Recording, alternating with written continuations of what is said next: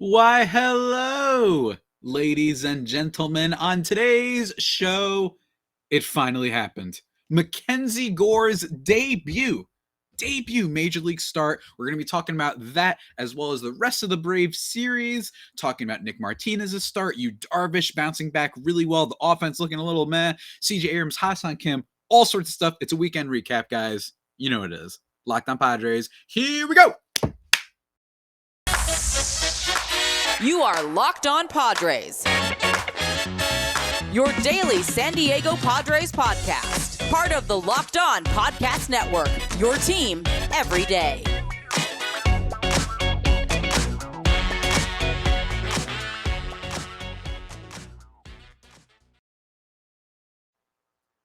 Greetings, ladies and gentlemen, and welcome to an edition of the Locked On Padres podcast, which is part of the Locked On Podcast Network. Your team every Monday, April 18th. As always, I'm your host with sometimes, occasionally, but certainly not always the most, Javier Reyes. You may be familiar with some of my baseball-related work at places like Baseball FYI, Fridays on Base, or Off the Bench Baseball, or Just Baseball, to which I'm a staff writer for. You can follow me on Twitter at Javipeno, JAVIIPENO, or at LO_Padres, or, of course, subscribe to the YouTube to find out why I was laughing, because at the very beginning of the podcast, I was doing some antics with my arms. That's what I try to do on the video format, right? I try to give you a reason to tune into the video format. Anyway, I guess go check that out. On today's episode, guys, of course, as always, thank you for making Locked On Padres your hashtag first listen. We're free and available on all platforms. On today's podcast, it's a good old weekend update. Hold on, that is probably trademarked. It is a good old weekend recap, I should say. Shout out Saturday Night Live. I know a lot of people give it crap, but every now and then it makes me laugh. Every now and then. When I see the little bits on Twitter. We're going to be talking about a very special series against the defending champion Atlanta Braves, giving my thoughts on each game, and most importantly, the starting pitching starts, because that is really where the star power came for the Padres. They end up splitting the series against the Braves, if I'm not mistaken. Yes, they end up splitting the series against the Braves. Friday's podcast, I will say, guys, unfortunately, video app I use, the video didn't save. It saved, but the audio wasn't there. So hopefully you were able to listen to the audio version of the podcast, because it was a great one. I was losing my mind. I was so amped. It was one of the best days of the season. That Thursday, I should say, it was awesome heading into the Friday with MacKenzie Gore, who we're going to talk about right now. On Friday, a little bit of a tough transition there, I understand. But on Friday, the San Diego Padres lost to the Atlanta Braves 5-2. Kyle Wright shut them down. 9 strikeouts for Kyle Wright. And then 11, 2, 13. It was like 16 strikeouts by Padres players. It was not good. A 3 strikeout game from Jorge Alfaro. 2 strikeout game from the first baseman who must not be named. Luke Voit had 3 Ks, which was unfortunate. Jake Cronenworth, a rare game for him, had 3 strikeouts. And then 2 for Trent Grisham, who I'm still a little bit worried about, even though he does have a little bit of a moment in Saturdays. But the big thing of this game was MacKenzie Gore. MacKenzie Gore, for Padres fans who have been following the team for a while, has been, dare I say, if not for the guy at first base, he might be the one who would be the cursed name. Not because of how he's played, in fairness, but just because of how much gravity, how much of a story, how much of a weird arc MacKenzie Gore has had to get to this position. This is a guy that, when I first started doing this podcast, which was February of 2020, was the top pitching prospect in all of baseball. And he kind of remained that way. And then we had, of course, the pandemic breakout, and then things were going, the minor leagues went off. And then later on, when he starts going in minor league ball, he's out for like months with an injury that we still are not fully sure what happened. And even more importantly, started pitching poorer. He started walking a lot of hitters, giving up a lot of big hits. The strikeout rate stuff was kind of there. The pitches were there, but what happened? And all of a sudden, going from the top pitching prospect to not just falling behind Grayson Rodriguez of the Baltimore Orioles for the top spot among pitching prospects, but just falling in some instances outside the top 100. It was so weird. And then finally, he starts picking up a little bit. People I talked to said he had a little bit of a leg kick problem, figures that out, gets some of the confidence back, starts pitching a little bit better towards the end of the stretch, and then has a really great electric spring training for the Padres, which was awesome, including some promising signs where the velocity on all of his pitches went up. That was really fun. We're going to be talking about that in a second too, with not just the curveball slider, and changeup, but also his fastball. And his fastball was supposed to be his weakest, in quotes, pitch because it wasn't like a high velocity pitch and whatnot. And then everyone started getting excited, pitched well in spring training, and then his lone AAA start before getting called up from El Paso, 5 innings, only 2 hits, 7 strikeouts, no runs, no walks, everything. Everyone was like, okay, maybe he's back. So that's the whole arc of MacKenzie Gore. And here we are now, and he pitches to a final line that isn't great, but it certainly isn't bad. Final line for MacKenzie Gore in his Padres debut. He goes 5 1/3, walking 2, striking out 3, allowing 2 earned runs on the night, only 3 hits. And in my opinion, man, considering all that I just broke down, considering everything that I just broke down, and against the Atlanta Braves, the defending World Series champions, it's a pretty damn good start. A pretty damn good start, if you ask me. The control looked there. I know he walked 2 batters, but the control looked there. That was what I liked. And it was just kind of a consistent start. He didn't look too afraid. Yes, Ozzie Albies jumped on him. Guess what? Ozzie Albies is a very, very aggressive hitter last time I checked. He's not a guy that loves to walk a lot, but man, does he hit for average, and man, does he hit for power. And he's only 25 years old, so he's an aggressive hitter. That's just what's going to happen. And I remember actually first pitch of the game, Gore throws a fastball, like somewhat like on the inside corner. Albies swings on the first pitch. I'm like, if anyone was going to say, I'm not letting you get comfortable, I know this is young one. I know you're trying to get up there and just get one in there for a strike to start off your major league career. Calm down the nerves. Nope, not even going to let you do that. Of course, it ends up getting pulled foul, but it doesn't surprise me at all that Albies takes him deep in this. But for the most part, wasn't giving up too much hard contact. I don't think there was any luck there. The only thing I will say is the pitch mix wasn't necessarily there. He had, on the night, he threw 53 fastballs compared to 9 curveballs, 7 sliders, and 4 changeups. Not the worst mix in the world, but it had a little bit of like, okay. I was a little bit surprised there. And again, this could be a game flow thing. I mean, it's the guy's first career start, so it's hard to read into numbers like this and just totally, be on it. And I know everyone's going to be talking about Hunter Green of the Cincinnati Reds, who had an unbelievable start where he was just throwing 100-mile-per-hour balls every single pitch. And it wasn't until Trey Turner took him deep. I'm not doing any Dodger loving or anything, that he finally gave up like the big hit, right? So that was impressive. But to me, I thought this was great for the 23-year-old. I know the strikeout numbers weren't through the roof. I know the whiff numbers weren't through the roof.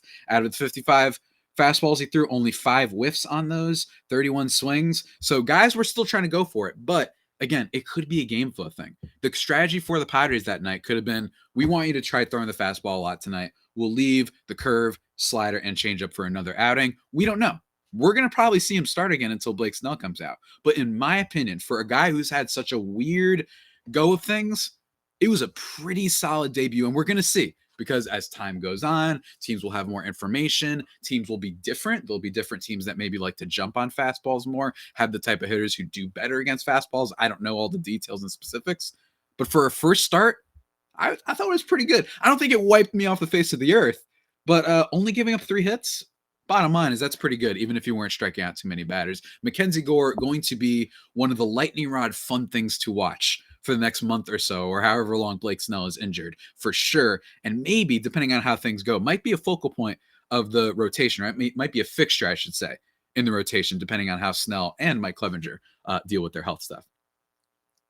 But now, guys, that's on the future, right? And that's going to be making bets on the future. And when it comes to making bets, all right, BetOnline, they're your number one source for all your betting stats and sports info. Find all of the latest sports developments, league reviews, and news, including this year's basketball playoffs and the start of the Major League Baseball season. BetOnline is your continued source for all your sports wagering information, from live betting to playoffs to esports and video games, all that sort of stuff that the New York Times pretend doesn't exist.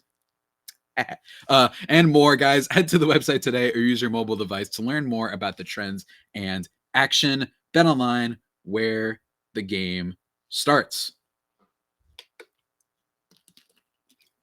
And of course, just to remind you guys, thank you for making Locked On Padres your hashtag first listen every day. We are free and available on all platforms. So now let's talk about Saturday's game. Saturday's game was a little bit less to do with the pitching versus, Friday's was all about MacKenzie Gore, who we might even touch on again at the end of the show, because I was just so excited about that. But Saturday's game was a little depressing. It was another 5-2 loss for the Padres. Same exact score, which I actually didn't realize until I was looking at it. Same exact score, except the difference was it was Ian Anderson pitching for the Braves, and it was Nick Martinez getting a start for the Padres. And yes, I know he gave up some hard contact in this one, a bunch of home runs.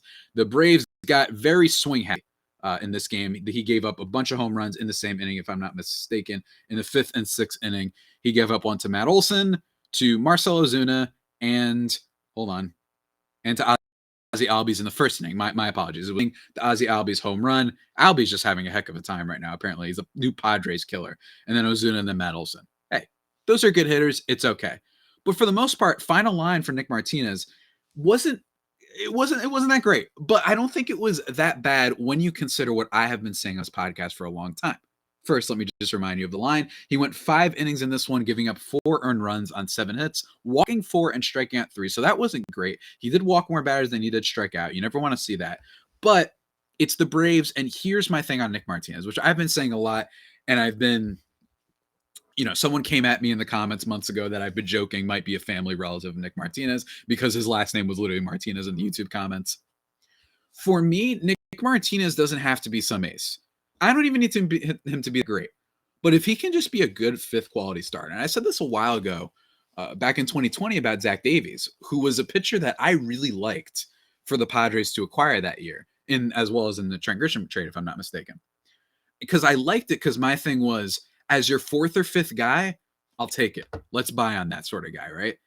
For Nick Martinez, I am a little bit worried about the contract in the sense that it's a very not team-friendly contract. Not for, hey, Nick Martinez, make your money and do whatever you want, right? But for Nick Martinez, it was kind of like, okay, so if he has an atrocious year, he can opt in. And then we still have to keep him on the team and whatnot. And if he has a great year, then he can opt out. And then we have to worry about, oh, no, maybe we can't bring him back. And he just gets to go to another team. So it was very weird that many years, the 4-year deal, having all these opt-outs. That was a little bit weird. And I also thought it was weird that I thought there was other interesting options. I liked Tyler Anderson. I liked both Alex Cobb and Alex Wood.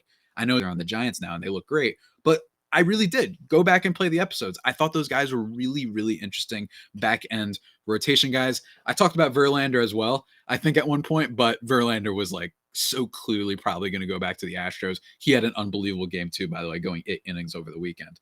That guy's a cyborg. Like, hey, don't underestimate the guy who's been out for a while, basically having time to kind of recover, coming back for one last maybe go of it. But anyway, in terms of his pitch mix, I thought he looked okay. I liked that he used a fastball, changeup, curveball, sinker, cutter, an almost not equal amount of time, but a pretty close to equal amount of time as opposed to Gore.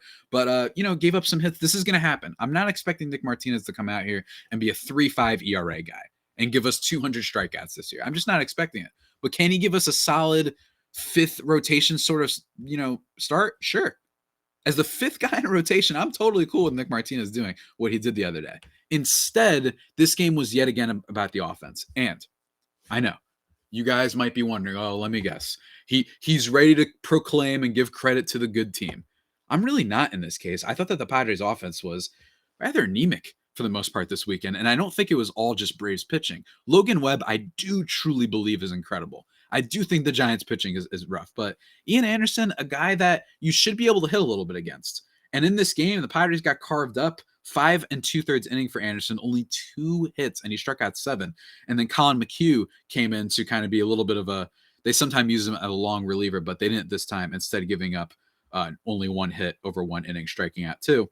The only highlight of the night was a Trent Grisham home run, which was nice to see. He also drew a walk on the night, but 2 strikeouts from Manny, 3 from Luke Voit again. So all of a sudden, Luke Voigt's strikeout rate, probably on the Savant page, because we're early on the season, just goes through the roof. 2 for the first baseman. Not great, right? Not too great.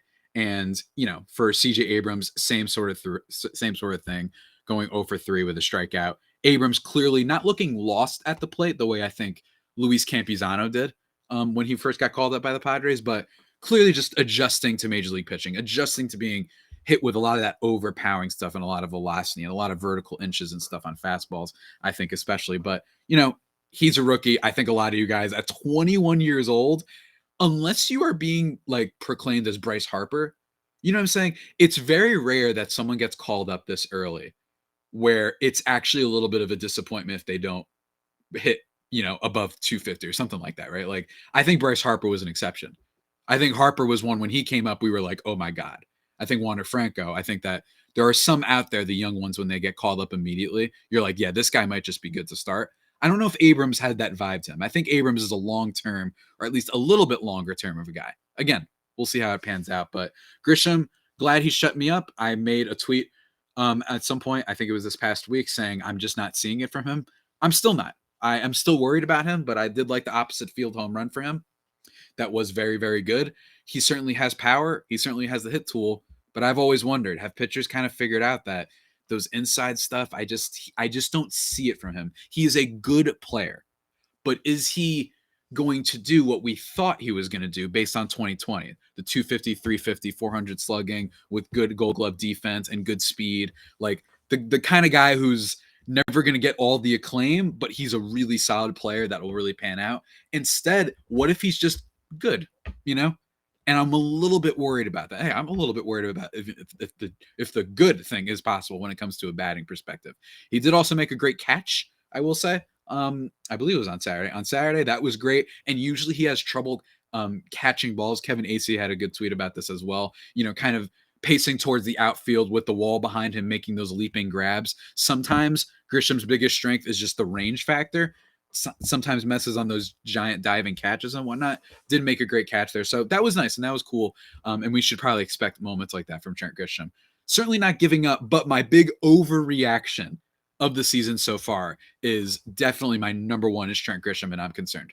I really am. We're going to see how it pans out. I broke that down on Friday's audio podcast. Again, wasn't a video one for it. Sorry for my YouTube viewers, but that's how it went. Otherwise, Luke Voit, on the season, he's batting 176, but 349 on base. He has been walking a lot, with the exception of these last two games where he just decided to strike out a ton. I think he's due for some power, and we're probably going to see it. Now, I will say this. I was actually chatting with my mama watching the game, and she's a Yankees fan, and her thing was like, do you ever get worried when you trade with certain teams that like have a decent reputation, and then you're like, wow, we really got that player for nothing? I kind of was like, yeah, maybe the Yankee, could they have known something about Luke Voit? I don't think so. I think it was more that Voit couldn't play defense and they just didn't have room for him. And they decided, let's get Rizzo, who might be a really good player, who's going to give us good walk stuff. He's going to play a really great first base, and just we'll see more pitches and play better in Yankee Stadium. I think it was more of that than them saying, oh, something's wrong with Voit. But it is a fair thing to note. Maybe was I too high on Luke Voit? I don't think so. I still think taking a flyer on a guy who hit for power and has had good on-base skills before is perfectly fine, especially with the position the Padres are in. So hopefully he does better as the season goes on, and hopefully the rest of the Padres offense does better. They are miserable with runners in scoring position. Jurickson Profar should not be one of the leaders on the team in home runs. You know what I mean? That should not be what's going on here. If I'm not mistaken, he might be. He has 3 on the year with 9 ribbies, 269 average. So shout out to Profar. For sure, but don't love that. Don't love that from the Padres so far. He homered in this game. Yeah, he homered in this game, and so did Trent Grisham. 2 solo shots, but that was basically it. Now, before we get into Sunday's game, which was very, very interesting in its own right, guys, let me talk to you something that's very interesting. In fact, it's scintillating, guys. You like that word? Good ACT word. Guys, I need to talk to you about Built Bars. Best protein bars on the market. And the protein bars, like I said, so that means they're healthy for you. Check out the macros: 130 calories, 4 grams of sugar, 4 net carbs, and 17 grams of protein. Bang. Compare that to a candy bar, which usually has around 240 calories, 30 grams of sugar, and dozens of net carbs, and you are thriving.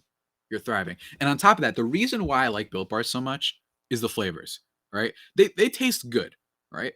And granted, maybe you might be saying, oh, okay, man, like, yeah, of course you're going to tell me it tastes good, right? But what I love is that they have a flavor for whatever kind of mood you're in. They've got white chocolate cookies and cream, right? Coconut almond, peanut butter brownie, apple almond crisp, my personal favorite, coconut brownie chunk. They even have an eggnog and gingerbread flavor. They have all like a metric ton of flavors. So you guys should check that out, guys.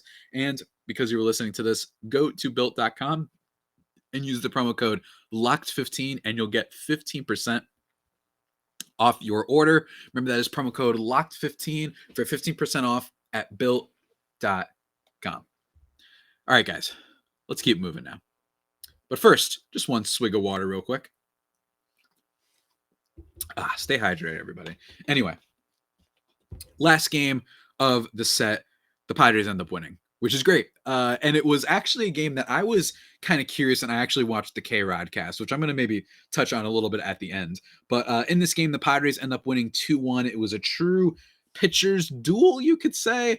I don't know if it was pitcher's duel, because if you just look at the Braves, Bryce Elder, if you just look at his stat line, 2 hits, 2 earned runs, 5 walks, and 3 strikeouts. The Padres, once again, their offense was floundering. They were hitting into double plays. Profar hit into a double play in this one, if I'm not mistaken.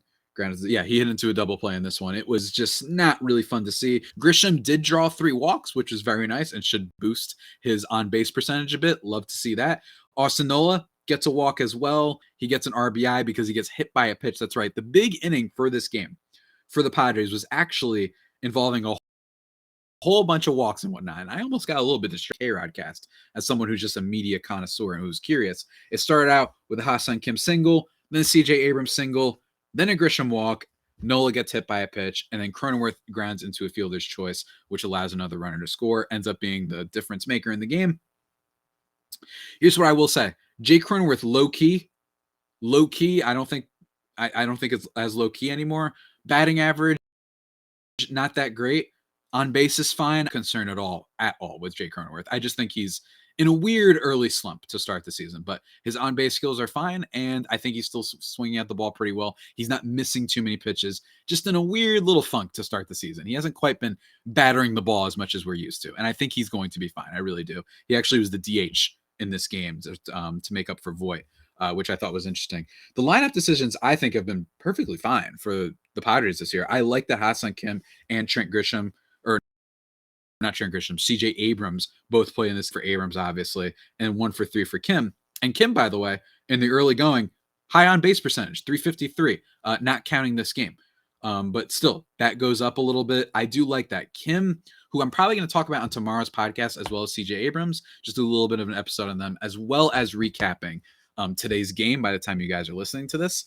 Going to be recapping tonight's game and talking about Abrams / Kim in my article that recently went up on Just Baseball. But in this game, not much to talk about except for a very, very important bounce back start for Yu Darvish. 6 2/3 innings, 4 hits, only 1 earned run on a bomb from Marcell Ozuna, who we don't have to talk about exactly. No walks, 8 strikeouts. And on top of that, because his ERA, after the previous outing, this man's ERA, holy dear Lord, first against the Arizona Diamondbacks. And I talked about this on the podcast, by the way. I did talk about that. I didn't think Darvish, yes, I know he had the no-hitter going into the 6th and they ended up taking him out, but I actually didn't think he looked that great. And I did say this, and I was on record about saying this, that even though he didn't give up any runs, I thought Musgrove looked a lot better. And then you saw against San Francisco. Again, I'm not saying I could have predicted that much, but I did think, he was giving up a lot of hard balls here. It's against Arizona, not a great lineup. I was like, okay, he looked okay. He was good. He was certainly good, but I was a little bit worried. And then against San Fran, gets absolutely crushed. Only 1 2/3. You guys probably know this. 8 hits, 9 earned runs.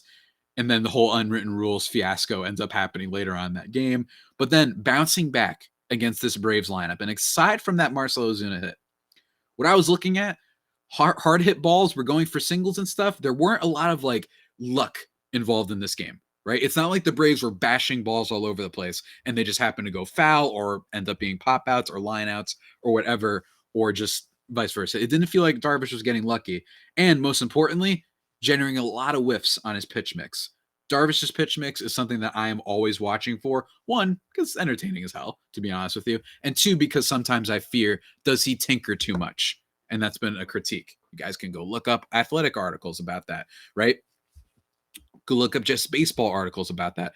It's really fascinating. One by Andy McCullough, who I had on the show a while ago, that one of the things with him is, does Darvish actually tinker too much? In this game, he actually threw his cutter the most, followed by the 4-seam fastball, sinker, slider, splitter, knuckle curve, and 1 curveball for good measure. And across all those pitches, He generated 16 whiffs, which I think was great. That was fantastic. Braves hitters were being fooled a lot, and that's what happens with Darvish sometimes. Yes, he is giving up some hard hit stuff, and yes, those balls can go really far, but sometimes he's going to fool guys. And at this age, that's really important, right? Especially when you feel like you're losing some velocity on some of your pitches and might not have the same stuff. But four-seam fastball, I thought carried really well. The cutter was great.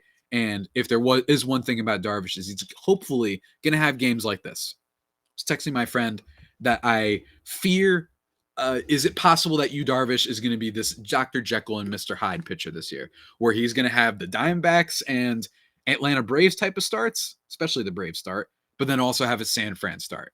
And if you look at ever since the sticky stuff ban took place, that was a big concern amongst all Friar Faithful homies and all baseball homies, really, because Darvish is a really likable player. I mean, he's been in the league for a while, was this huge, highly touted prospect. Of course, he ended up failing a little bit with the Dodgers in the World Series, but what we know about that series with 2017, what we now know about the Astros, that's viewed very interestingly now in a different regard. But I think Darvish is super likable. So I think that's been a thing.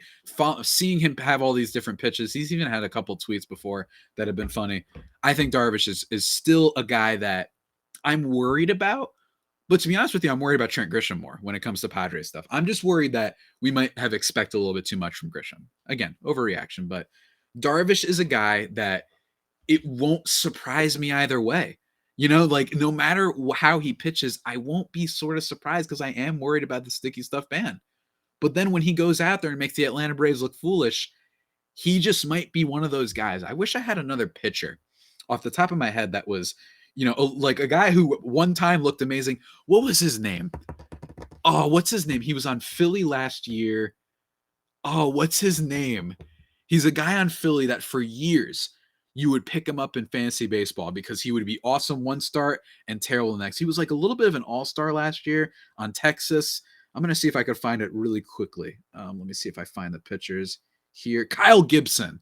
There you go. Who's actually had like a decent start for the Phillies. But like, just for example, I'm literally looking at start right now. To start off the season, he went 7 innings, only gave up 2 hits, no earned runs, no walks, 10 strikeouts. And then the next start against Miami, which is a little of an offense, goes 4 2/3, 4 earned runs, 3 walks, 6 Ks. I remember how maddening he was to have in like fantasy baseball, where it'd be like he would do that crap all the time on the Twins. I'm telling you. So hopefully Darvish doesn't go the full way of Kyle Gibson. But what I'm saying is it wouldn't totally surprise me if he becomes a guy that's like, it's bad Darvish today, or it's good Darvish today. This is great. We're having fun.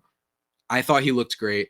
I thought the Padres offense it seemed to blow open in the Thursday game on the home opener and all that. Otherwise, I was a little bit like, okay, but at the same time, same way I said I wouldn't be surprised if Darvish had some bad starts, I'm also not going to be surprised if the Padres offense doesn't always come through.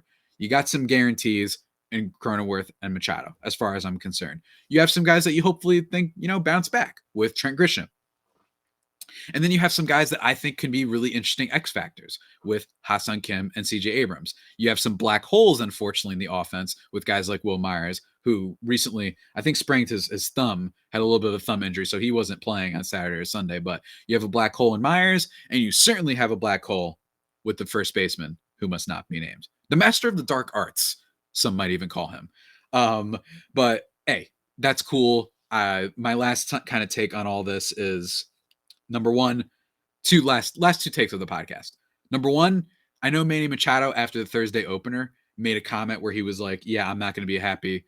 I'm going to be a very upset man if they trade this guy."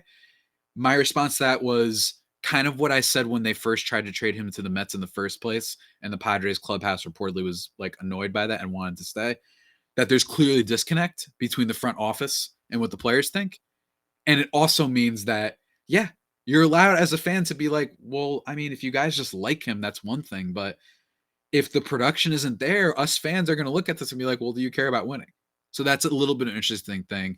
And with the Padres first baseman, didn't have a big weekend. He actually had a mistake on Friday after Machado made a great snag at third base diving. He wasn't able to scoop the ball. In fairness, he had done a lot of good scoops at first base for the majority of the year so far. But again, guys, I know he had a fun couple first 2 series.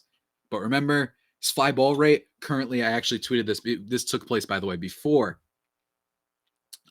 today's or last night's game. Sorry for the mix up there. In terms of the ground ball rates in baseball, Hosmer. Oh, I messed up. Oh no. Oh, I messed up. I messed up. I'm so sorry. Cut it. It didn't have. I didn't say the full name, so it sort of doesn't count. The lowest fly ball rates in baseball before last night's game. He leads with an 8.3%.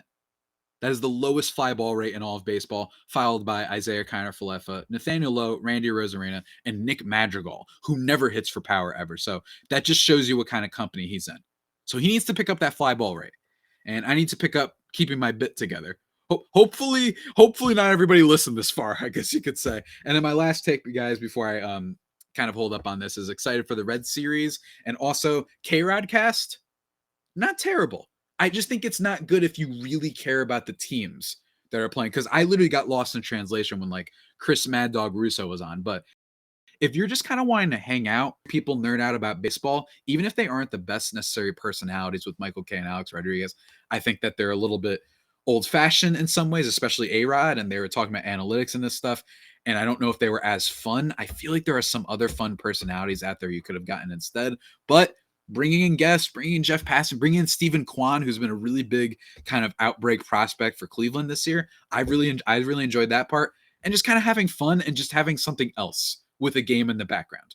But if you really care about the teams, my takeaway is, yeah, the K-Rod cast might not totally work, but then again, it's something different. And if your critique is, oh, well, I don't like this, they're not talking about the game enough, well, they have the ESPN broadcast. You know what I mean? I like having the option. And we're going to see how the ratings do for it for the future, whether or not this clearly trying to capture the Manning cast love that occurred with football this year. Whether or not they're able to replicate that, we'll see. Probably not. But if they're able to do good ratings, I'm curious to see how that kind of evolves in the future.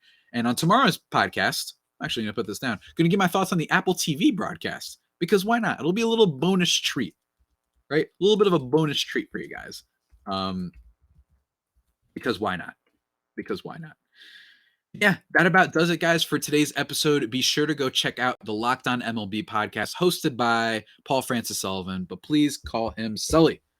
All right, he talks about baseball, both past and present. He has a lot of wrong takes, but a lot of really great and fun takes as well. Been listening to him for a really long time. So go check that out, guys. In terms of the podcast, on tomorrow's episode, going to be breaking down whatever happens in tonight's game against the Cincinnati Reds. That should be fun. Top prospect for the Reds, Nick Lodolo, should be pitching in this game. So I'm just curious to see how he does. Hopefully the Padres can say, hey, welcome to the big leagues, and make him pay, as well as us. We've got Sean Manaea pitching. So far, Padres pitching, man. We're killing it. Just bring in the runners. All right, come on. Bring in some runners. Luke Voit, we need you, man. I love the walks, but where's the power, man? Come on, give us the power. All right, we're going to be talking about all of that. And I'm also going to be talking a little bit about my Ha-Seong Kim and CJ Abrams article over on Just Baseball. And then for Wednesday, going to be breaking down more games, going to do lineup comparisons, and then also going to be doing a crossover with Locked On Reds host Jeff Carr later in the week. So that should be a lot of fun, guys. And then we play the Dodgers after that. So Lord knows. Big week, guys. Every week's going to be big, but especially at the beginning of the season, let's keep letting the good times roll and keep the faith. And with that all being said, guys, that about does it for today's edition of the Locked On Padres podcast, the only pod that may be better than the Padres themselves. Remember to subscribe to the podcast wherever you get your podcasts from. Follow me on Twitter at Javipeno, JAVIIPENO, or at LO_Padres. Locked On Padres on YouTube. And until next time, stay safe and, of course, stay faithful. My Friar Faithful homies, take care.